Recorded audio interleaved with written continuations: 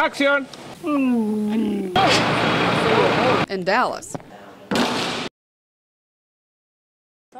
If you've ever wondered if a woodchuck really can chuck wood, well, maybe you can ask Stewie, the woodchuck. He, along with dozens of other domestic and exotic animals, live under the care of Beaumont Exotics. We're very passionate about our animals. We're passionate about education. Mandy McKee co-owns the organization with founder Seisha Gardner. Our primates. You cannot in any way slack as far as taking care of these animals. It's a limited liability company funded through educational programs, boarding, and grooming services.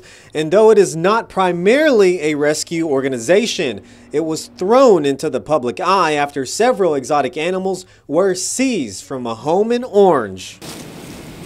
They were in horrible condition, and each had its own set of problems. Orange Animal Control says dwarf caiman crocodiles, African spur tortoises, this coatimundi, and others were found in and around the home.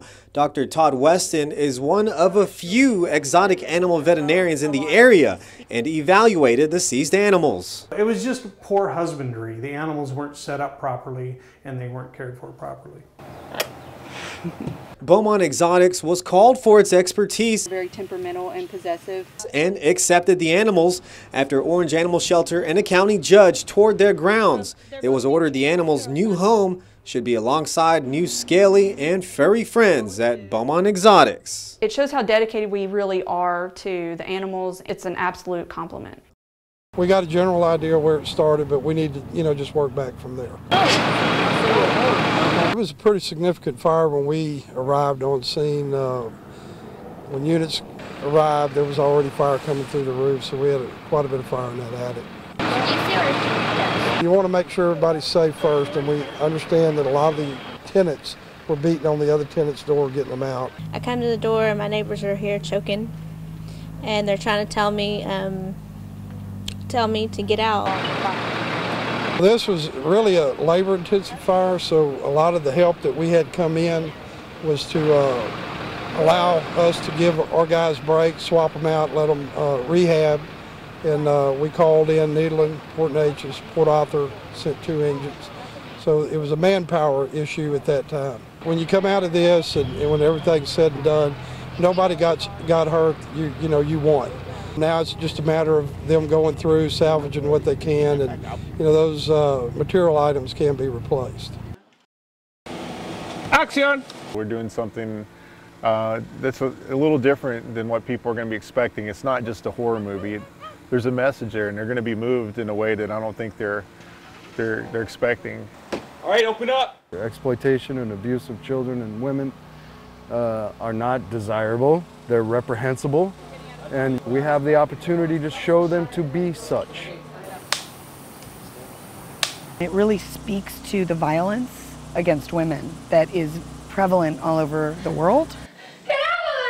Really, it was a personal reason. I have people that I know that in my life that have gone through this, very similar experiences, and I knew that I had to tell this story.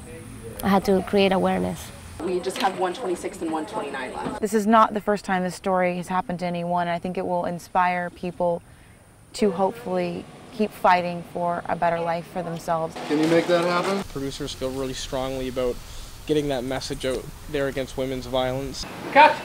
We want to give to 5 different women's charities that will go directly to the people where they get the money and they can actually help people.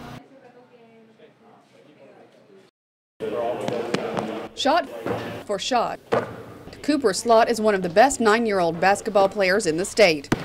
He's been playing since he was only 5. I just like it because I can play with my friends, and when I have time, I just like to go outside and shoot. That practice has paid off because this weekend he gets to prove how good he is when he competes in the Elks Texas State Hoop Shoot competition in Dallas.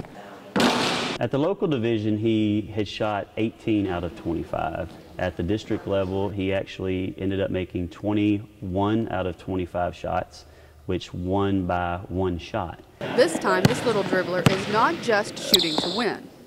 I am donating money to kids that have disabilities. Between his pledges and his shots, Cooper's hoping that the competition will bring him nothing but a net full of money for ASK. ASK stands for Adaptive Sports for Kids, a nonprofit which provides year-round sporting opportunities for children and young adults with physical or mental disabilities.